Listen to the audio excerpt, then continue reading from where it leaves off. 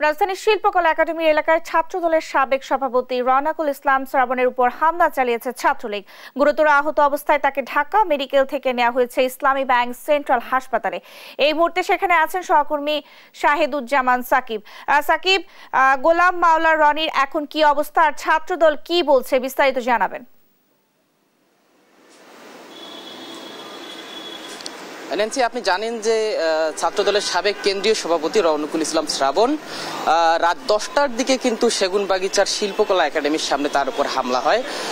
সেখানে শ্রাবণ এবং তারও বেশ কয়েকজন সঙ্গী সহ তারা সেখানে আড্ডা দিচ্ছিলেন। সেই আড্ডা দেওয়ার মাঝখানেই কিন্তু 20 থেকে 25 জন অস্ত্রধারী সশস্ত্র বাহিনী তাদের উপর হামলা চালায়। তবে ছাত্রদল বলছে যে হামলাকারীরা ছাত্রলীগের নেতাকর্মীরা তাদের উপর হামলা করেছে। হামলা করার পর কিন্তু জাতীয় জরুরি সেবা 999-এ কল দেওয়ার পরে শাহবাগ থানার একটি দল তাদেরকে উদ্ধার করে ঢাকা মেডিকেলে ভর্তি করে এবং ঢাকা মেডিকেল কলেজ হাসপাতালে সেখানে তাদেরকে প্রাথমিক চিকিৎসা সেবা দেওয়ার পরে তাদেরকে এই পল্টনের ইসলামী ব্যাংক সেন্ট্রাল হাসপাতালে নিয়ে আসা হয়েছে। আমরা এখন ইসলামী ব্যাংক সেন্ট্রাল হাসপাতালের সামনেই দাঁড়িয়ে আছি। এখানে ছাত্রদলের সাবেক কেন্দ্রীয় সভাপতি রওনাকুল ইসলাম শ্রাবণ এবং ছাত্রদলের সাবেক সহসভাপতি ঝলক তাদেরকে এখানে রাখা হয়েছে, তাদেরকে এখানে চিকিৎসা সেবা দেওয়া হয়েছে। আমরা ছাত্রদলের বেশ কয়েকজনের সঙ্গে কথা বলছি, তারা যেটি বলছেন যে আসলে অতর্কিতভাবে ছাত্রলীগের নেতাকর্মীরা তাদের উপরে এখানে হামলা চালায়।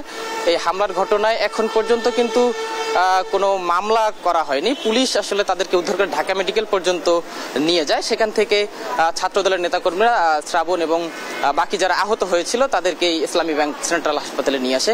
আরেকটি বিষয় আপনাকে জানিয়ে রাখি, গোলাম মাওলা রনির উপরও কিন্তু আজকে ঢাকা বিশ্ববিদ্যালয় ক্যাম্পাসে হামলা হয়েছিল।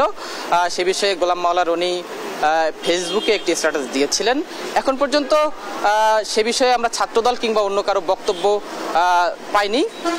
তবে ছাত্রদলের যারা আহত হয়েছেন তাদেরকে শ্রাবণ এবং সহসভাপতি ঝলককে এখানে ইসলামী ব্যাংক সেন্ট্রাল হাসপাতালে ভর্তি করা হয়েছে বলে আমরা বিএনপি সূত্রে নিশ্চিত হয়েছি।